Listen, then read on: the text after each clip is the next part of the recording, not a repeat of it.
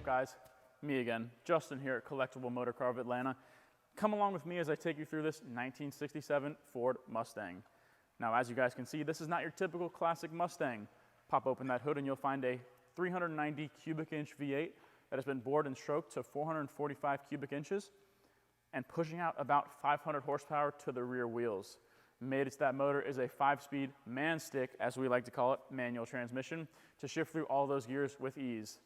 Open the door to find 2 plush leather black bucket seats, as well as a Ford Mustang wood grain steering wheel and some Autometer phantom gauges to see just how fast you're pushing that 500 horsepower.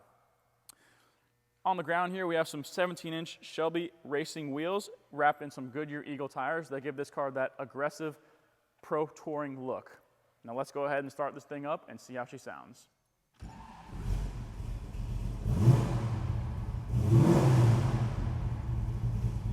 All right, guys, that's all for today on this 1967 Ford Mustang.